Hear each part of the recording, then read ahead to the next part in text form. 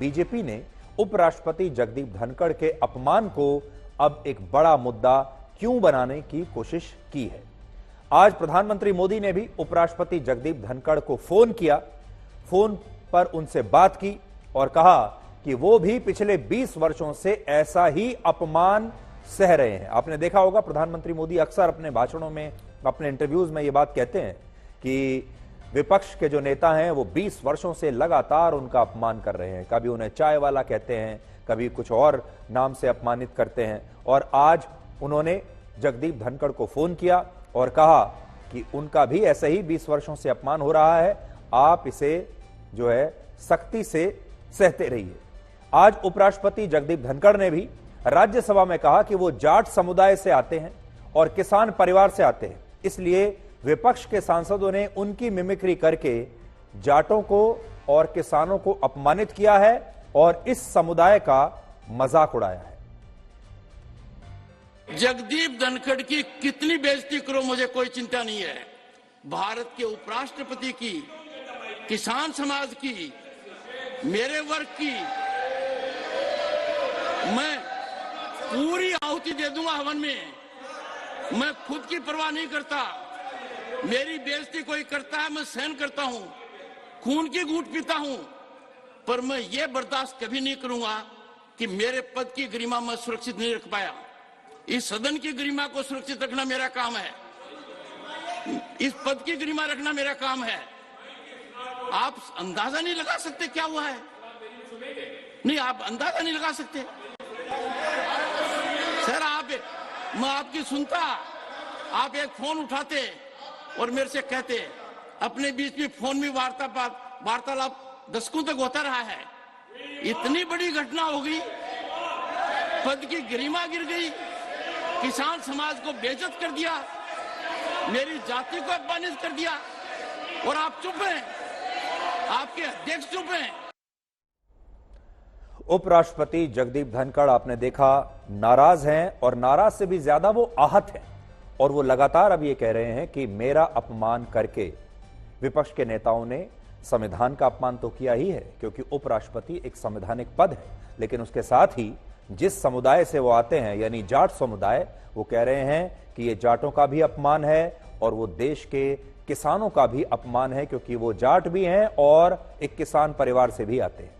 और अब बीजेपी ने इस पूरे मुद्दे को एक बहुत बड़ा राजनीतिक मुद्दा बनाने के बारे में फैसला कर लिया है। और वो इसलिए किया है क्योंकि जैसा आप जानते हैं अब से 4-5 महीने के बाद लोकसभा चुनाव होने वाला है और चुनाव से ठीक पहले बीजेपी के हाथ में ये इतना बड़ा मुद्दा आ गया। और ये सिर्फ इसलिए आया क्योंकि इंडिया गठबंधन के जो नेता हैं वो एक के बाद एक लगातार गलतियां करते जा रहे हैं और उनकी गलतियों का फायदा बीजेपी उठा रही है। और आप कह सकते हैं कि ये जो पूरा मुद्दा है ये एक बड़े आसान सा कैच बनाकर विपक्षी नेताओं ने बीजेपी की झोली में डाल दिया।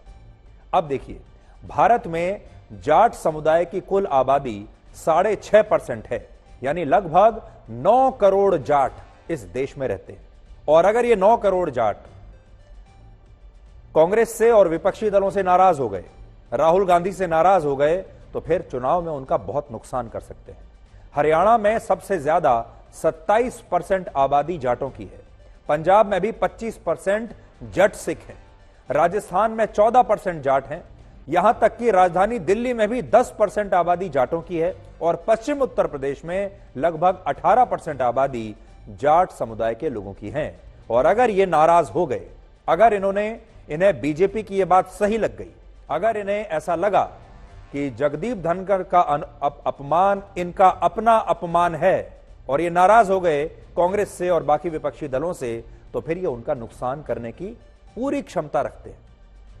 इसका मतलब यह है कि अगर उपराष्ट्रपति के अपमान का मुद्दा जाति से जुड़ गया तो इससे इन राज्यों में विपक्ष को बड़ा नुकसान हो सकता है चुनाव में। और जाट संघ ने इस मुद्दे पर विपक्ष का विरोध भी करना शुरू कर दिया है और दिल्ली में अब जाट समुदाय ने एक महापंचायत भी बुलाई है इस मुद्दे को लेकर। विपक्षी दल जब तक सांसदों के निलंबन का मुद्दा उठा रहे थे तब तक सब कुछ सही था। देखिए, सांसदों का जो निलंबन हुआ एक के बाद एक, उससे जनता की सहानुभूति विपक्षी सांसदों को, विपक्षी पार्टियों को मिल सकती थी।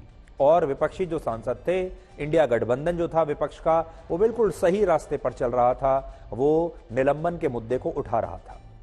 लेकिन विपक्षी नेता और विपक्षी दल हर बार ऐन मौके पर कोई ना कोई बड़ी गलती कर देते हैं जो उन्हें नहीं करनी चाहिए, और वो गलती ही उन्हें भारी पड़ती है। इस बार भी सांसदों का निलंबन का मुद्दा बिल्कुल ठीक था, लेकिन उन्होंने उपराष्ट्रपति का अपमान करके एक बड़ी गलती कर दी, और जो कुछ लीड उन्होंने ली थी वो सारी की सारी लीड उनकी चली गई।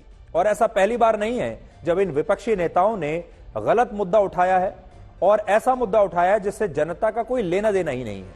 विपक्ष हर बार गलत मुद्दा लेकर लोगों के बीच चला जाता है, फिर चाहे वो रफाल का मुद्दा हो, गौतम अडानी का मुद्दा हो, नए संसद भवन के उद्घाटन का मुद्दा हो, या संसद भवन में प्रधानमंत्री द्वारा सेंगोल को स्थापित करने की बात हो। ये सारे मुद्दे विपक्ष ने उठाए हैं। ज्यादातर इनमें से राहुल गांधी ने ही ये सारे मुद्दे उठाए हैं, और आज ऐसा लगता है कि राहुल गांधी शायद जनता की नब्ज को समझ नहीं पाते।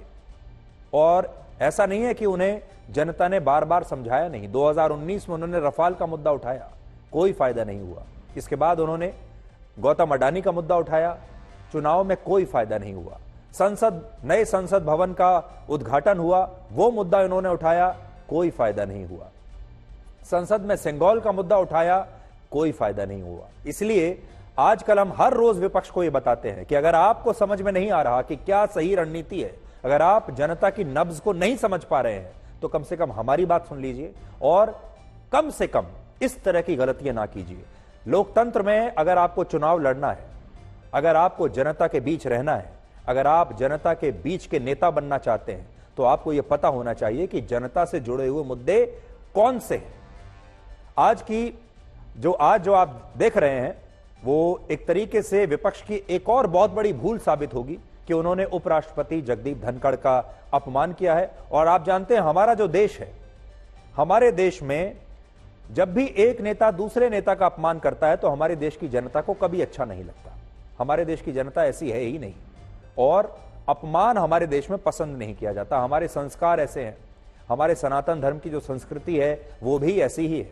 और आप पार्टियां छोड़ दीजिए, जगदीप धनखड़ अपनी मेरिट पर, अपनी मेहनत से, अपने परिश्रम से एक किसान परिवार में पैदा होकर आज उपराष्ट्रपति के पद पर पहुंचे हैं, और उम्र में ज्यादातर सांसदों और नेताओं से बड़े हैं। अगर पार्टी की विचारधारा को भी छोड़ दें तो कम से कम जो उनकी उम्र है, 72 वर्ष की उम्र। हमारे यहां तो जो बुजुर्ग होते हैं हमारे, चाहे वो किसी भी परिवार के हों, सबका सम्मान किया जाता है।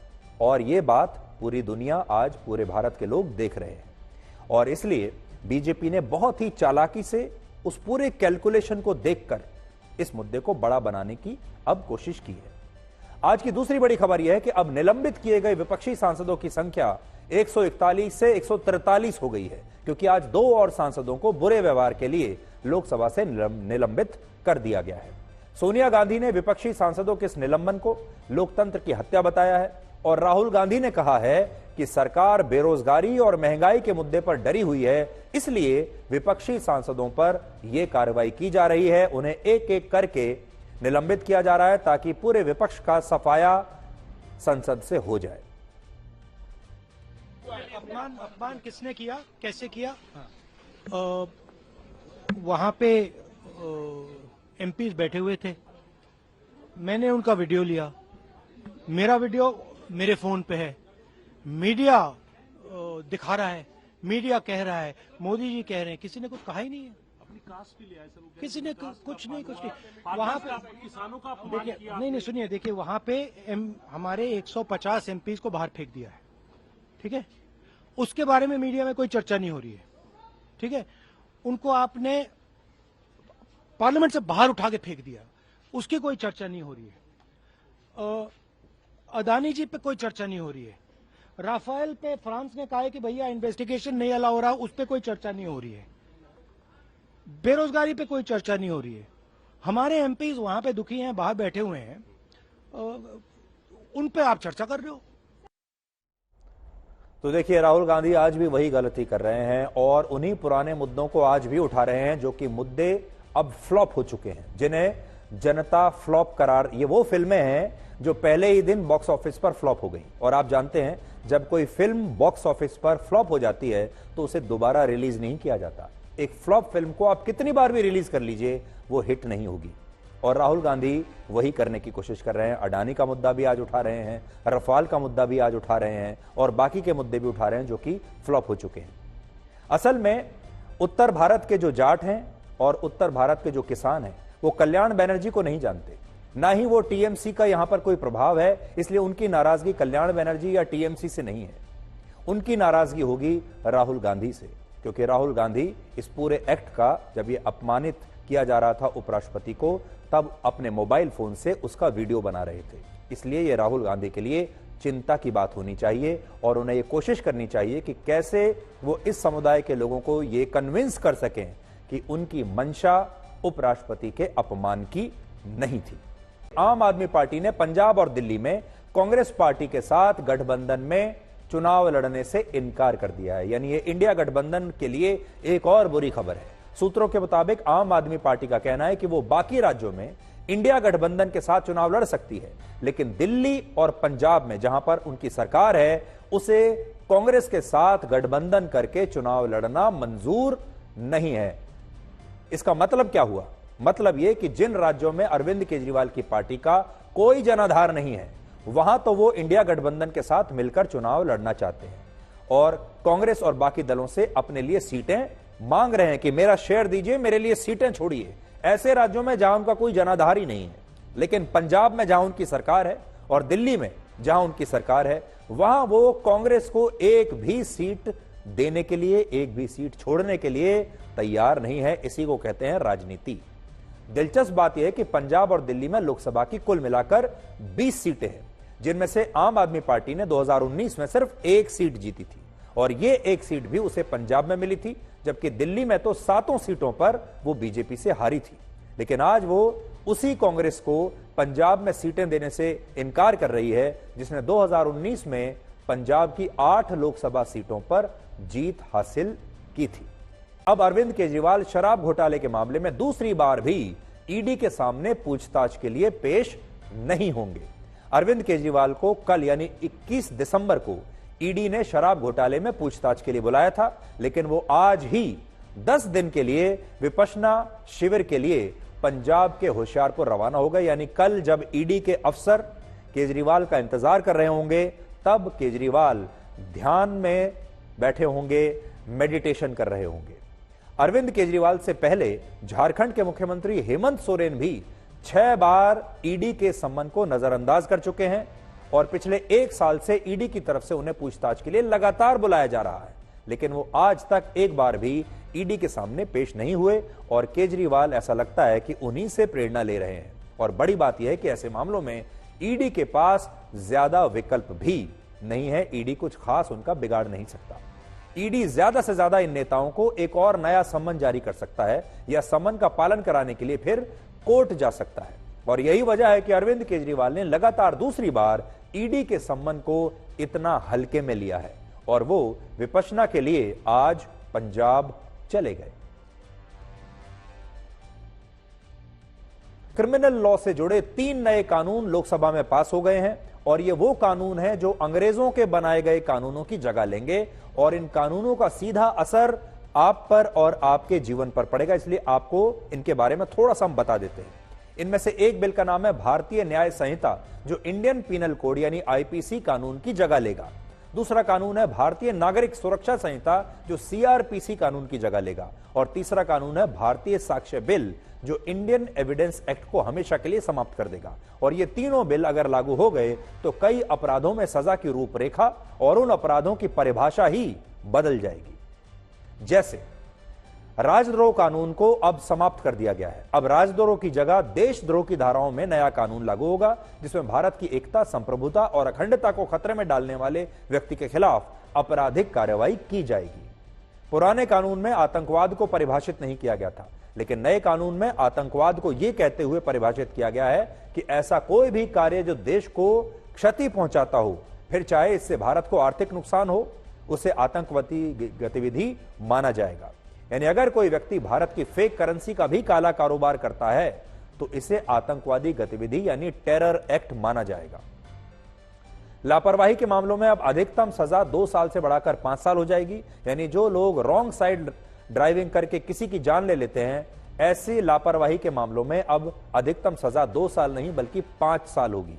अगर आप सड़क पर कोई दुर्घटना करके किसी को नुकसान पहुंचाकर भाग जाते हैं तो 5 साल की सजा होगी। इसी तरह बलात्कार के पीड़ितों की पहचान छिपाने के लिए अब नए प्रावधान लागू होंगे और नाबालिग से गैंगरेप के मामले में मौत की सजा दी जाएगी और यौन हिंसा के मामले में पीड़ित का बयान अब उसके घर पर ही दर्ज हो सकेगा, जबकि पहले ऐसे मामलों में पीड़ित महिला को पुलिस स्टेशन जाना पड़ता था। अब आपके घर पर पुलिस आएगी आपका बयान लेने के लिए। इसके अलावा मॉब लिंचिंग यानी भीड़ की हिंसा के मामले में भी मौत की सजा का प्रावधान होगा। दाऊद इब्राहिम जैसे फरार अपराधियों पर उनकी गैर मौजूदगी में मुकदमा चलाने के लिए विशेष कानून होंगे। इसी तरह महिलाओं और बच्चों के खिलाफ होने वाले अपराधों पर खास ध्यान दिया जाएगा और इन्हीं कानूनों में आतंकवादी गतिविधि और संगठित अपराधों को कड़ी सजा के प्रावधान के साथ जोड़ दिया गया है। अब गलत पहचान बताकर यौन संबंध बनाने को अपराध की श्रेणी में रखा जाएगा। यानी जो लोग अपना नाम या अपना धर्म बदलकर या अपने बारे में जानकारियां छिपाकर लड़कियों को धोखा देते हैं, अब ऐसे मामलों को अपराध माना जाएगा। चोरी, शांति भंग करने और दूसरे मामूली अपराधों में दोषियों के लिए सजा के रूप में सामुदायिक सेवा की शुरुआत होगी। इसके अलावा अगर कोई व्यक्ति बिना अनुमति के किसी के घर में घुसता है तो इसे भी अपराध माना जाएगा और दोषियों को सजा के रूप में सामुदायिक सेवा करनी होगी। सामुदायिक सेवा का मतलब यह है कि उसे किसी क्षेत्र में साफ सफाई का काम दिया जा सकता है या एक निर्धारित समय के लिए उसकी ड्यूटी वृद्ध आश्रमों में लगाई जा सकती है, यानी उनसे पश्चाताप करने के लिए कहा जाएगा। और अब ऑनलाइन भी लोग एफआईआर दर्ज करा सकेंगे, यानी अब आपको पुलिस स्टेशन जाने की जरूरत नहीं है, ऑनलाइन एफआईआर दर्ज हो जाएगी। लेकिन इस ई एफआईआर को दर्ज कराने के 3 दिन के अंदर लोगों को संबंधित थाने में जाकर एफआईआर पर अपने हस्ताक्षर करने होंगे। नए कानूनों में अदालतों की भी जवाबदेही तय होगी, जिसके तहत अदालतों को निर्धारित समय में चार्जशीट दायर होने के बाद सजा का फैसला सुनाना होगा और तय समय में ही ट्रायल को भी पूरा करना होगा। यानी तारीख पर तारीख का मामला अब अदालतों में नहीं चलेगा। अदालतों को एक समय सीमा दी जाएगी और कहा जाएगा कि आप जल्दी से ट्रायल शुरू कीजिए और जल्दी से जल्दी उस पर फैसला सुनाइए। अब मामले वर्षों तक लटके नहीं रहेंगे। पहले दंड देने की सेंट्रलाइज सोच वाली कानून थे, अब विक्टिम सेंट्रिक जस्टिस इसका यहां पर उद्भव होने जा रहा है। ईज ऑफ जस्टिस को सरल, सुसंगत, पारदर्शी और जवाबदेही प्रोसीजर के माध्यम से साकार किया गया है। सबसे बड़ी बात है मान्यवर कि जो बिल लेकर मैं आया हूं वो ढेर सारी नई चीजों को भी इसमें जगह देने वाला बिल है और इसका उपयोग करने वाला बिल है। इन्वेस्टिगेशन को हमने फॉरेंसिक साइंस के आधार पर प्रोसिक्यूशन को बल देने का फैसला किया है। बलात्कार की पीड़िता का ऑडियो वीडियो रिकॉर्डिंग के माध्यम से रिकॉर्ड लेना कंपलसरी किया है। मान्यवर, आज के बाद इस देश में अभी 3 प्रकार की न्याय प्रणाली है। कहीं मेट्रो जज होते हैं, कहीं नहीं होते, कहीं फर्स्ट क्लास मजिस्ट्रेट होते हैं, कहीं नहीं होते हैं। एक कानून पारित होने के बाद कश्मीर से कन्याकुमारी और द्वारिका से लेकर आसाम तक सभी देश में एक ही प्रकार की न्याय प्रणाली होगी और न्याय प्रणाली का में समानता इसी कानून के माध्यम से आएगी। मान्यवर, इसमें बहुत सारी चीजों पर हमने थ्रस्ट दिया है। आतंकवाद की व्याख्या अब तक किसी भी क्रिमिनल जस्टिस सिस्टम के कानून में नहीं थी। पहली बार मोदी सरकार आतंकवाद को अब व्याख्यायित करने जा रही है, जिससे इसका कोई लूपहोल्स उठाकर आगे फायदा न ले पाए। मॉब लिंचिंग घृणित अपराध है और उसको हम नए कानून में फांसी की सजा का प्रावधान कर इंक्लूड कर रहे हैं। तो ये एक बहुत बड़ा बदलाव है हमारे देश की व्यवस्था में, कानून व्यवस्था में। और अब अंग्रेजों के जमाने के जो कानून थे, जो अभी तक हमारे यहाँ चले आ रहे थे आजादी के इतने दशक बाद भी, 75 वर्षों बाद भी, अब उन्हें समाप्त कर दिया गया है। सबसे बड़ी बात यह है कि अब आपका एफआईआर दर्ज कराना बहुत आसान हो जाएगा। थाने में जब आप जाएंगे तो आपको कानून में बदलाव नजर आएगा। पहले के मुकाबले ये सारी प्रक्रियाएं आसान हो जाएंगी और इनकी एक समय अवधि भी तय कर दी गई है। अब कोई पुलिस वाला आपको ये नहीं कह सकता कि वो आपकी एफआईआर लिखकर आपको आपके ऊपर एहसान कर रहा है। इसी तरह से अदालतों में हमने जो देखा, तारीख पर तारीख जो लगती चली जाती थी, अब अदालतों के सामने भी एक डेडलाइन होगी और उन्हें उस डेडलाइन के तहत ही फैसला सुनाना होगा, सजा सुनानी होगी, केस का निपटारा करना होगा। और जो हमारे समाज में जो नए प्रकार की जो चुनौतियां आ रही थी और उन नई चुनौतियों से निपटने के लिए हम अंग्रेजों के जमाने के कानूनों का ही इस्तेमाल कर रहे थे, तो वो एक मिसमैच होता था। अब नए समय के हिसाब से, नए जमाने के हिसाब से, नई चुनौतियों के हिसाब से इन कानूनों में बदलाव किया गया है। अब क्योंकि हम आपको यह बताने वाले हैं कि कैसे आईपीएल अब हमारे देश में बॉलीवुड से भी बड़ा ब्रांड बन गया है और अब आईपीएल के स्टार खिलाड़ी कमाई के मामले में बॉलीवुड के बड़े बड़े फिल्म स्टार्स पर भी भारी पड़ रहे हैं और इस बात को आज हम आंकड़ों के जरिए आपके सामने पेश करेंगे। आपने शायद ध्यान नहीं दिया होगा, लेकिन आईपीएल अब बॉलीवुड से बहुत आगे निकल चुका है। वैल्यूएशन के मामले में आईपीएल ने एक नया रिकॉर्ड बना दिया है। आईपीएल की टोटल वैल्यूएशन अब 89,235 करोड़ रुपए हो गई है और यह दुनिया में किसी भी खेल की तीसरी सबसे बड़ी लीग बन गई है, लगभग 90,000 करोड़ की वैल्यूएशन के साथ। अभी 1,60,000 करोड़ की वैल्यूएशन के साथ अमेरिका की नेशनल फुटबॉल लीग पूरी दुनिया में पहले नंबर पर है। दूसरे नंबर पर लगभग 96,000 करोड़ रुपए की वैल्यूएशन के साथ अमेरिका और कनाडा की मेजर लीग बेसबॉल दूसरे नंबर पर है और इस सूची में अब तीसरे स्थान पर आईपीएल ने अपनी जगह बना ली है 90,000 करोड़ की वैल्यूएशन के साथ। हैरानी की बात यह है कि वैल्यूएशन के मामले में बॉलीवुड आईपीएल के कहीं आसपास भी नहीं ठहरता। बॉलीवुड की वैल्यूएशन लगभग 20,000 करोड़ रुपए है और आईपीएल की है लगभग 90,000 करोड़ रुपए। अंतर देखिए दोनों में। आईपीएल में कल पहले ही दिन जो नीलामी हुई खिलाड़ियों की, उसमें 10 टीमों ने सिर्फ 72 खिलाड़ियों पर ही 230 करोड़ रुपए खर्च कर दिए और इनमें भी 90 करोड़ रुपए में सिर्फ 11 खिलाड़ियों को खरीदा गया है जो सबसे महंगे 11 खिलाड़ी थे और इनमें भी ऑस्ट्रेलिया के तेज गेंदबाज मिचेल स्टार्क सबसे महंगे खिलाड़ी बने हैं जो सबसे ज्यादा दामों में बिके हैं और उन्हें शाहरुख खान की टीम कोलकाता नाइट राइडर्स ने 24 करोड़ 75 लाख रुपए में खरीदा है और आईपीएल के अब तक के इतिहास की यह सबसे बड़ी डील है, लगभग 25 करोड़ रुपए की। कई बार तो आज अगर मैं आपसे कहूं तो शाहरुख खान की टीम ने मिचेल स्टार्क को खरीदा है, लेकिन शायद ये शाहरुख खान से भी ज्यादा पैसा कमा रहे हैं। शाहरुख खान ने अपने से भी ज्यादा पैसा मिचेल स्टार्क को दिया है अपनी टीम में खेलने के लिए, जितना पैसा शायद वो खुद भी नहीं कमाते होंगे फिल्म में काम करने के लिए। मिचेल स्टार्क अगर अपनी टीम के लिए आईपीएल के सभी 14 मैच खेलते हैं तो पूरे आईपीएल टूर्नामेंट में वो 336 गेंदें फेंकेंगे और इस हिसाब से उनकी हर गेंद 7,40,000 रुपए की होगी, लगभग 7.5 लाख रुपए की एक बॉल। सोचिए, उनकी 7.5 लाख रुपए की एक बॉल जब बेकार चली जाएगी या जैसे बैट्समैन छोड़ देगा तो समझ लिए 7.5 लाख रुपए शाहरुख खान के बेकार चले गए।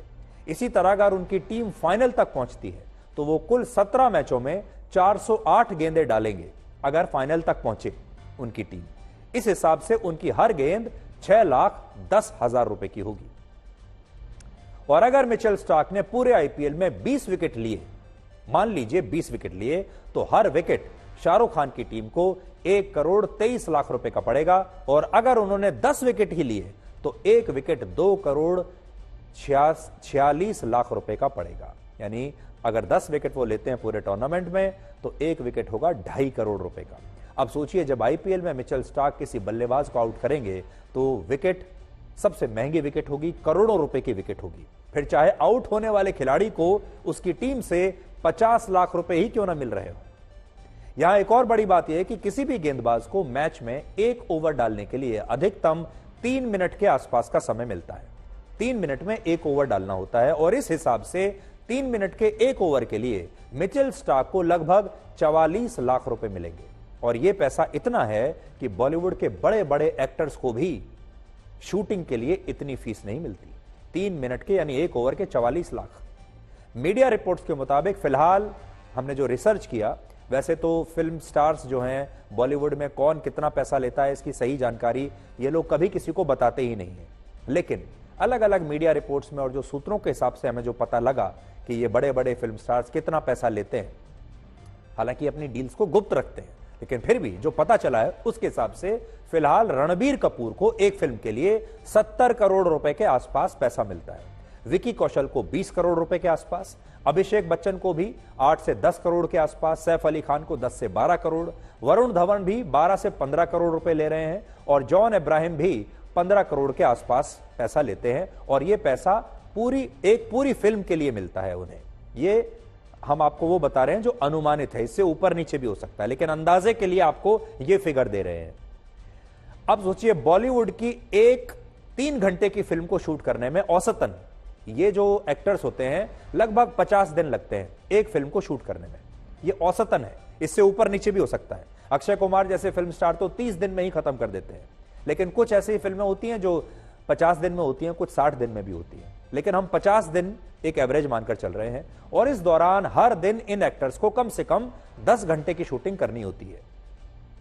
इसका मतलब यह हुआ कि आईपीएल में जहां मिचेल स्टार्क को 3.5 घंटे के एक मैच के लिए 1 करोड़ 80 लाख रुपए मिलेंगे और 1 घंटे के लिए लगभग 58 लाख रुपए इस हिसाब से वो कमाएंगे, 58 लाख 1 घंटे के। वहीं रणबीर कपूर को 1 घंटे की शूटिंग के लिए 14 लाख रुपए मिलेंगे, विकी कौशल को 4 लाख रुपए, अभिषेक बच्चन को 2 लाख रुपए, सैफ अली खान को 2,40,000, वरुण धवन को लगभग 3 लाख और जॉन अब्राहम को 1 घंटे की फिल्म की शूटिंग के लिए लगभग 3,60,000 रुपए के आसपास मिलेंगे।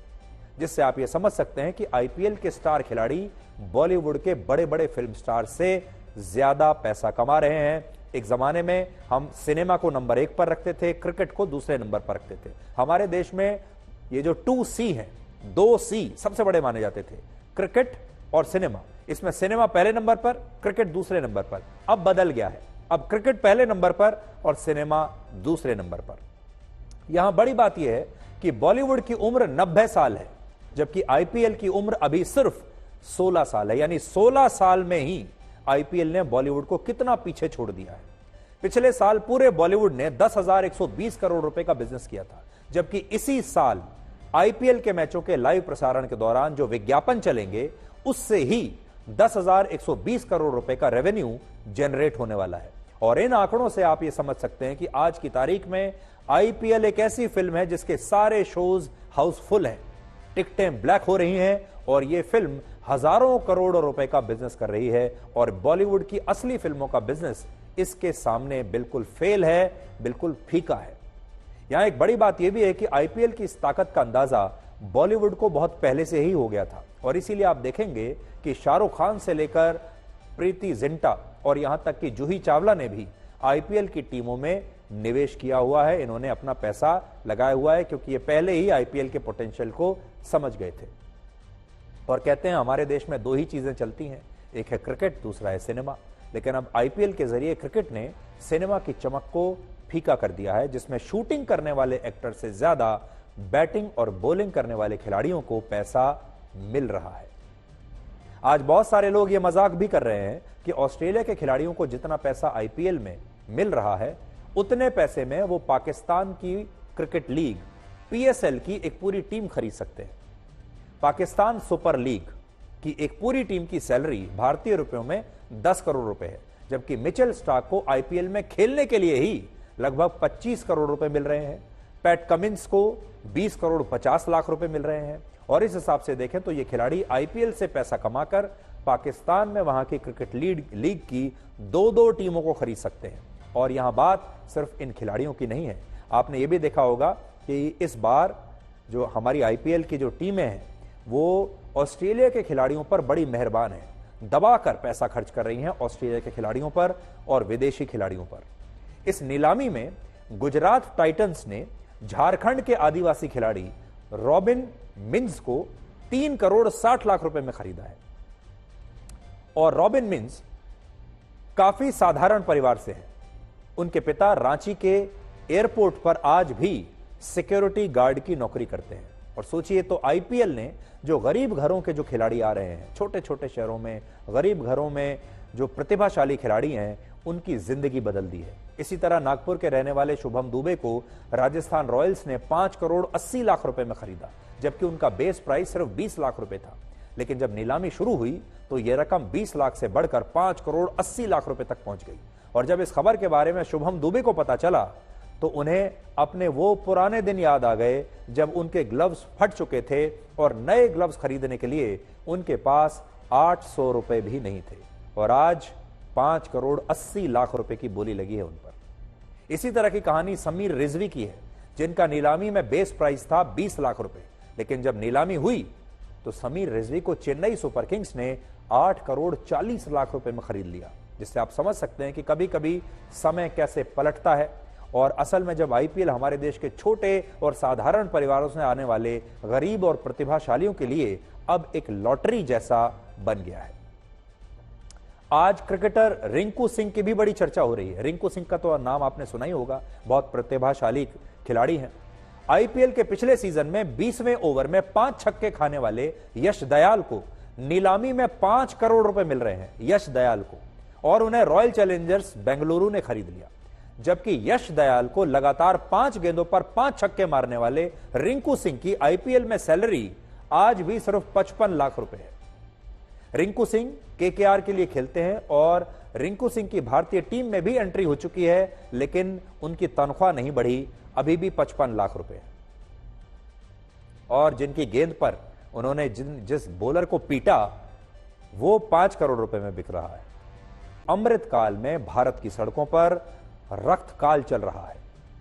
भारत में सड़क दुर्घटनाओं को लेकर एक नई रिपोर्ट आई है, जिससे यह पता चला है कि सारी दुनिया में सड़क दुर्घटनाओं में मरने वाले लोगों की संख्या घट रही है, लेकिन हमारे देश में यह संख्या लगातार बढ़ रही है, यानी हमारे देश में उल्टी गंगा बह रही है। यह जो रिपोर्ट की मैं बात कर रहा हूं, यह रिपोर्ट वर्ल्ड हेल्थ ऑर्गेनाइजेशन की रिपोर्ट है, जिसमें बताया गया है कि वर्ष 2010 से 2021 के बीच, यानी लगभग 10 वर्षों में पूरी दुनिया में सड़क दुर्घटनाओं में मौतों की संख्या में 5% की कमी आई। और इस दौरान मरने वालों की संख्या 12.5 लाख से घटकर 11,90,000 रह गई। लेकिन इसी दौरान भारत में सड़क दुर्घटनाओं में मरने वाले लोगों की संख्या 15% बढ़ गई। भारत में वर्ष 2010 में 1,34,000 लोगों की मौत हुई और 2021 में 1,54,000 लोग सड़क दुर्घटनाओं में मारे गए। सोचिए ये कितनी बड़ी बात है कि दुनिया के 108 देशों में मौतें कम हो रही हैं, लेकिन भारत उन देशों में है जहां सड़कों पर आज भी रक्तकाल चल रहा है। हमारे देश में एक तरफ तो शानदार सड़कें बन रही हैं, नए नए एक्सप्रेसवेज और हाईवेज का निर्माण हो रहा है और इन सड़कों पर एक से एक लेटेस्ट टेक्नोलॉजी वाली, बेहतरीन सेफ्टी फीचर्स वाली, फर्राटेदार स्पीड में चलने वाली महंगी गाड़ियां चल रही हैं। लेकिन फिर भी सड़कों पर आपकी जान सुरक्षित नहीं है। ना गाड़ी चला रहे लोग सुरक्षित हैं और ना ही सड़कों पर चलने वाले दूसरे लोग सुरक्षित हैं। सड़कें देखिए कितनी शानदार बन गई। ये जब सड़कें बनाई जा रही थी तो ऐसा लगता था कि अब लोगों को सहूलियत तो होगी, ये सड़कें सुरक्षित भी होंगी। कुछ समय पहले भारत सरकार की ही एक रिपोर्ट आई थी, जिससे ये पता चला कि भारत में सड़क दुर्घटनाओं में सबसे ज्यादा 44.5% टू व्हीलर चलाने वाले लोगों की मौत हुई और इसके बाद 19.5% पैदल चलने वाले लोगों की मौत हुई। सड़क दुर्घटनाओं की सबसे बड़ी वजह है ओवर स्पीडिंग। हमारे देश में लोग तेज गाड़ी चलाते हैं। इसके बाद सबसे ज्यादा दुर्घटनाएं रॉन्ग साइड पर गाड़ियां चलाने से हुई। तीसरी बड़ी वजह शराब पीकर गाड़ी चलाना था और चौथी वजह था मोबाइल फोन पर बात करते हुए ड्राइविंग करना। सोचिए कितने बड़े दुर्भाग्य की बात है।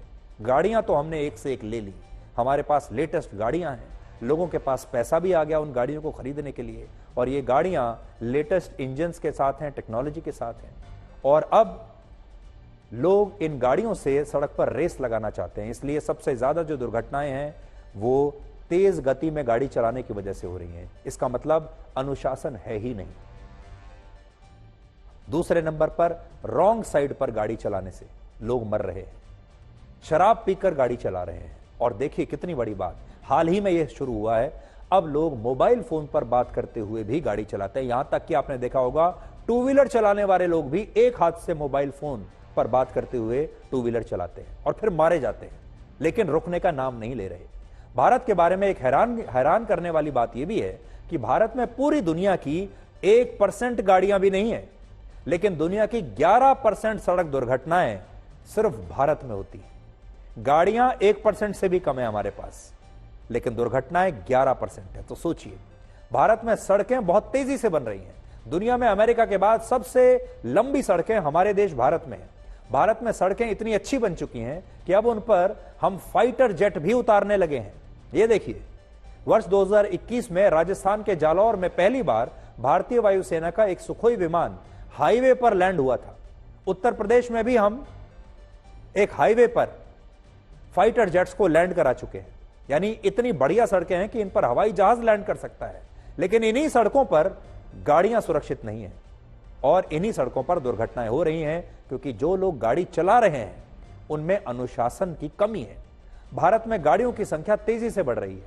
भारत में फिलहाल वाहनों की संख्या लगभग 36 करोड़ हो चुकी है। इनमें से 7 करोड़ कार हैं और 21 करोड़ टू व्हीलर है। भारत सरकार वर्ष 2030 तक दुर्घटनाओं की संख्या को घटाकर आधा करना चाहती है और इसके लिए सबसे जरूरी है कि सड़क सुरक्षा के नियमों का सख्ती से सभी लोग पालन करें, जो कि अभी तक अगर आप पूछें मुझसे तो असंभव सी बात है। क्या आपको लगता है कि हमारे देश में सड़कें तो बन गई, लेटेस्ट गाड़ियां भी आ गई, लेकिन क्या हमारे देश के लोग अनुशासन में रहकर गाड़ियां चलाएंगे? क्या हमारे देश के लोग समय उन्हें जो गति सीमा दी गई है, क्या उसके तहत गाड़ी चलाएंगे?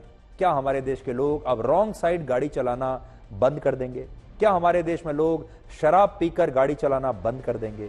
और क्या हमारे देश में लोग मोबाइल फोन पर बात करते हुए गाड़ी चलाना बंद कर देंगे? इसका जवाब है नहीं, नहीं, नहीं। इनमें से एक भी चीज हमारे देश के लोग नहीं छोड़ेंगे, चाहे उनकी जान चली जाए, लेकिन वो ना मोबाइल छोड़ेंगे, ना रॉन्ग साइड पर गाड़ी चलाना छोड़ेंगे। और ये हम अब तक देख चुके हैं। और सोचिए, हमारे देश के लिए कितनी बड़े दुर्भाग्य की बात है कि 1.5 लाख लोग हमारे देश में हर साल ऐसे ही मर जाते हैं। और आप जानकर हैरान होंगे कि कोविड में जितने हमारे देश के लोगों की मृत्यु हुई कोविड के दौरान, उससे ज्यादा लोग हम हर साल सड़क दुर्घटनाओं में खो देते हैं। 1.5 लाख हर साल। भारत में कोविड के मामलों में अब अचानक से वृद्धि होने लगी है, इसलिए आपको सावधान रहना होगा। पिछले 24 घंटे में कोविड से 619 लोग संक्रमित हुए हैं, पिछले 24 घंटे में। और देश में इस समय 2300 लोग कोविड से संक्रमित हैं और पिछले 2 हफ्तों में 16 लोगों की मौत कोविड से हुई है और इनमें से 2041 मामले अकेले केरल राज्य से आए हैं। बड़ी बात यह है कि पिछले 7 महीने में भारत में कोविड के मामले पहली बार इतने ज्यादा बढ़े हैं और इसका कारण है कोविड का नया वेरिएंट जिसका नाम है JN1। केरल के अलावा महाराष्ट्र और गोवा में भी कोविड का नया वेरिएंट मिला है, जिसके बाद अब केंद्रीय स्वास्थ्य मंत्री मनसुख मांडविया ने आज देश के सभी राज्यों के स्वास्थ्य मंत्रियों के साथ एक मीटिंग की और सभी राज्यों को अब कोविड को लेकर अलर्ट रहने के लिए कहा है। कोविड-19 का बढ़ रहा है, ये हो सकता है। केरल में केसेस हैं, तमिलनाडु में है, कर्नाटक में है, खासकर गोवा में भी थोड़ा कंसर्न है। तो एक नए थोड़ी सी आउटब्रेक ज़रूर सामने आई है और ये भी देखने में आया है कि इस बारी जो आउटब्रेक है वो हो सकता है कि एक सब टाइप है जो BA 2.86 का वेरिएंट आगे जो स्वरूप लिया उसने, सब टाइप है JN.1, उसकी वजह से ये अपसर्ज हुई है। तो भारत सरकार ने मीटिंग करनी शुरू कर दी है राज्य सरकारों के स्वास्थ्य मंत्रियों के साथ। भारत सरकार राज्य सरकारों को ये कह रही है कि अब आप सावधान रहिए, अलर्ट रहिए, लेकिन हम आपको ये कह रहे हैं सरकारें तो अलर्ट रहेंगी, वो इंतजाम भी करेंगी, लेकिन आपको भी अपने अपने स्तर पर अब अलर्ट रहना पड़ेगा। आपको याद कर लीजिए कोविड काल का वो समय जब लोग मास्क लगाकर चलते थे और हर रोज यहां स्टूडियो में रहकर हम आपको रोज का एक स्कोर बताते थे। हम आपको बताते थे कि आज कोविड के इतने सारे मामले हो गए, पूरे देश में अब कोविड के जो संक्रमण के शिकार लोग हैं उनकी संख्या इतनी हो गई है, मरने वालों की संख्या इतनी हो गई है, अस्पतालों में जगह नहीं है। याद कीजिए वो समय। इंसान जो होते हैं और ख़ासतौर पर हमारे देश में जो लोग हैं उनकी याददाश्त बड़ी कमज़ोर होती है, लोग बहुत जल्दी भूल जाते हैं। और आप में से ज़्यादातर लोग आज कोविड काल को भूल चुके होंगे। कितना अंधेरे का समय था वो, चारों तरफ अंधकार ही अंधकार दिखता था, कोई नहीं जानता था कल क्या होगा, हम बचेंगे या रहेंगे, हमारा क्या होगा। और आप में से बहुत सारे लोगों ने अपने दोस्तों को, अपने परिवार के सदस्यों को उस समय खो भी दिया होगा। इसलिए हम आपको डराना नहीं चाहते, डरने की कोई बात नहीं है इस समय, लेकिन फिर भी कोविड काल को इतनी जल्दी भूलिए मत। आज सोने से पहले कोविड काल के बारे में जरा सोचिएगा, उस समय क्या होता था, उसके बारे में अपनी याददाश्त पर थोड़ा जोर डालिएगा।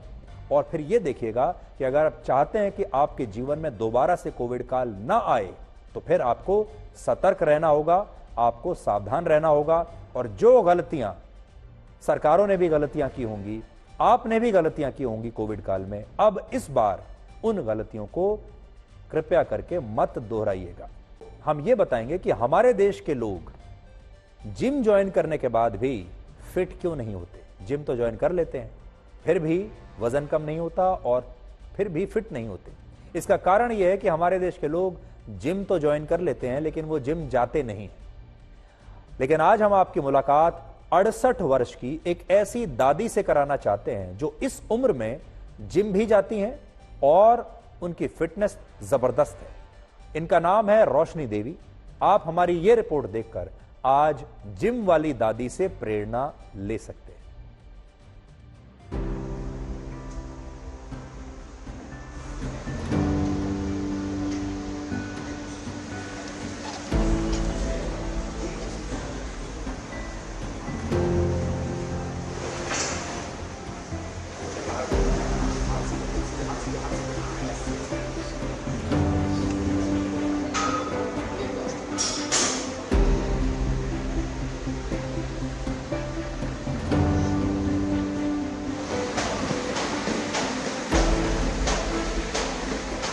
आज दुनिया भर के लिए आप एक इंस्पिरेशन साबित हो रही हैं। ये बताइए कि जिम में आने की ज़रूरत आपको क्यों पड़ी? मेरे को पहले ही गोड्डा में बहुत दर्द हो गया था, फिर बाथरूम से तिसड़ की गिर गई थी मैं। उसके बाद डॉक्टर को लेके गया बेटा, तो वो बोला कि आपका, डॉक्टर बोले आप चल नहीं सकती। मैं लाठी का इशारा चलोगी। मैं सोचा कि इस उम्र में लाठी का इशारा चलूँगी तो आगे क्या हालत होगी। अभी तो बेटे की शादी भी नहीं हुई से, घर का काम भी कौन करेगा। मेरे बेटा मेरे को जिम में लेके आया और अब मेरे गोड्डा में कुछ भी नहीं है। वो मेरे को अच्छा लगता है और मेरा मन करता है कि मैं एक्सरसाइज करूं। आप जिम कोशिश करो, जिम में आओ, आपको अच्छा लगेगा, दर्द भी नहीं रहेगा और मैं पूरा घर का काम भी करती हूँ। कितने घंटे आप जिम जाती हैं सुबह? सुबह 1-1.5, कई बार 2 घंटा भी हो जाए तो 1.5 घंटे आती हूँ। आज के टाइम में ये बहुत फिट हैं, इतना वर्कआउट करते हैं जो नॉर्मल इंसान, जो न्यू कमर हैं, जो थोड़ा पुराने भी हो चुके हैं, उनसे ज़्यादा करते हैं, थकते नहीं हैं, सत्संग जाते हैं, सारे काम आराम से कर लेते हैं। कितने टाइम जिम जो है वो आता है? अभी 4 महीने हुए हैं बस। जून में इन्होंने स्टार्ट किया था, जून के मिड से, और अब ये बिल्कुल ठीक है। डॉक्टर से किसी कंसल्ट की जरूरत पड़ती नहीं है। अभी फिलहाल कितने घंटे ये सुबह और कितने घंटे शाम को, 2 टाइम करती है? हाँ, 1 घंटा सुबह करते हैं वेट ट्रेनिंग, 1 घंटा शाम में कार्डियो। हमारे देश में बहुत सारे जो हमारे लोग हैं, हमारे जो दर्शक हैं, वो न्यूज़ चैनल्स पर, अखबारों में और मीडिया पर यह आरोप लगाते हैं कि हमारे देश में खबरों की जो दुनिया है वो बड़ी नेगेटिव है, बहुत टॉक्सिक है। आप जब न्यूज़ चैनल देखते हैं तो सारी बुरी खबरें ही आपको देखने को मिलती हैं। अखबार पढ़ते हैं तो पहले पन्ने पर ही अखबार में ऐसी ऐसी खबरें होती हैं कि सुबह सुबह आपका मूड खराब हो जाता है, क्योंकि सब कुछ नेगेटिव है। और मीडिया आपको कभी अच्छी बातों के बारे में बताता नहीं, मीडिया कुछ पॉजिटिव नहीं दिखाता। हम ब्लैक एंड वाइट में ये लगातार कोशिश करते हैं कि हम आपको ऐसी खबरें भी दिखाएं जो आपको मदद कर सकती हैं, जो आपको प्रेरणा दे सकती हैं, जो आपका मूड ठीक कर सकती हैं, जो आपको कुछ अच्छा करने के लिए प्रेरित कर सकती हैं। अब ये जो खबर हमने आपको दिखाई, क्या आप इसे खबर मानेंगे? बहुत बार ये खबरें नहीं, ये कहानियां होती हैं, और हम आपके लिए दुनिया भर से ऐसी कहानियां लाते हैं जिन्हें देखकर आपको प्रेरणा मिले, आपको भी अपना जीवन बदलने में मदद मिल सके। इसलिए आपसे हम बस इतना चाहते हैं कि आप हमारा भी मनोबल बढ़ाइए, हमें शक्ति दीजिए, और कोशिश कीजिए कि जो बदलाव हम लेकर आ रहे हैं समाज में, जो बदलाव आपके जीवन में हम लेकर आ रहे हैं, ऐसी खबरों को भी प्राथमिकता दीजिए। हम तो दे ही रहे हैं, लेकिन आप भी ऐसी खबरों को अपने जीवन में प्राथमिकता दीजिए। इस तरह के जो किरदार हैं, इस तरह के जो लोग हैं जो आपको प्रेरणा दे रहे हैं, इन्हें एनकरेज कीजिए। इसलिए आज आपसे मैं ये कहूंगा कि जो दादी को आप देख रहे हैं, जिम वाली दादी को, इनकी कहानी को आप ज्यादा से ज्यादा अपने दोस्तों के साथ, अपने परिवार के लोगों के साथ शेयर कीजिए। कल जब आप अपने दफ्तर जाएंगे, अपने काम पर जाएंगे, स्कूल जाएंगे, कॉलेज जाएंगे, तो अपने दोस्तों को जिम वाली इस दादी के बारे में बताइए। और जो लोग जिम की मेंबरशिप तो ले लेते हैं लेकिन मेहनत नहीं करते, वो आज जिम वाली दादी से प्रेरणा ले सकते हैं। हमारे देश की सारी सरकारों का जोर हत्याओं को रोकने पर रहता है, क्योंकि हम अपराध को रोकना चाहते हैं, जिसके लिए पुलिस से लेकर तमाम एजेंसियां और कानून हमारे देश में हैं। लेकिन क्या आपको पता है कि भारत में हत्याओं से 6 गुना ज्यादा मौतें आत्महत्याओं की वजह से होती हैं, और अब आत्महत्या के मामलों में भी भारत पूरी दुनिया में नंबर 1 पर आ गया है। एनसीआरबी की नई रिपोर्ट के मुताबिक वर्ष 2022 में हमारे देश में 28,522 लोगों की मौतें हत्या की घटनाओं में हुई, यानी उनकी हत्या कर दी गई, जबकि इसकी तुलना में 1,70,000 लोगों ने आत्महत्या करके खुद ही अपनी जान ले ली। अगर आप इस नक्शे को देखेंगे तो आपको पता चलेगा कि भारत के लगभग सभी राज्यों में जितनी हत्याएं नहीं हो रही, उससे कहीं ज्यादा लोग आत्महत्या करके अपनी जान खुद ही ले रहे हैं। पूरे देश में सिर्फ बिहार और मणिपुर 2 ऐसे राज्य हैं जहां आत्महत्या से ज्यादा मौतें हत्या की घटनाओं में हुई हैं। सिर्फ 2 जगह यहां हत्याएं ज्यादा हो रही हैं, यानी यहां अपराध ज्यादा होगा। इससे भी ज्यादा बड़ी बात यह कि भारत में सबसे ज्यादा 31.7% आत्महत्याओं का कारण पारिवारिक समस्याएं हैं। सोचिए, जो परिवार, जो हमारा सबसे मजबूत हमारा स्तंभ होता है, उसकी वजह से सबसे ज्यादा लोग आत्महत्या कर लेते हैं, जबकि 4.8% आत्महत्याओं का कारण शादियां हैं। 4.5% आत्महत्याओं का कारण लव अफेयर्स है, मोहब्बत। तो सोचिए, लोग क्यों मर रहे हैं? मोहब्बत की वजह से लोग मर रहे हैं, शादी की वजह से लोग मर रहे हैं, परिवारों की वजह से। इसलिए हमारे समाज को आज कुछ सोचना होगा। कुल मिलाकर देखें तो भारत में हर साल 42% आत्महत्याएं रिश्तों की वजह से हो रही हैं, और अब हमारे देश में रिश्ते ही जानलेवा बनते जा रहे हैं। रिश्तों के अलावा भारत में बीमारी की वजह से 18.4%, नशे की लत की वजह से 6.8%, बेरोजगारी की वजह से 1.9%, आर्थिक तंगी और कर्ज की वजह से 4.1%, करियर और नौकरी की वजह से 1.2% और गरीबी की वजह से लगभग 1% लोग आत्महत्या करके अपनी जान दे रहे हैं। यह हमारे देश के बारे में और हमारे समाज के बारे में एक बहुत बड़ी टिप्पणी है। आपसे बस हम इतना कहना चाहेंगे कि आत्महत्या करना एक कायरतापूर्ण काम है, और आपको यह जीवन आपकी वजह से नहीं मिला है, इसलिए इस जीवन को लेने का अधिकार भी आपके पास नहीं है। इसलिए आत्महत्या कभी मत कीजिए, और अगर आपके आसपास भी कोई ऐसा व्यक्ति है जो इस बारे में सोच भी रहा है तो उसे रोकिए।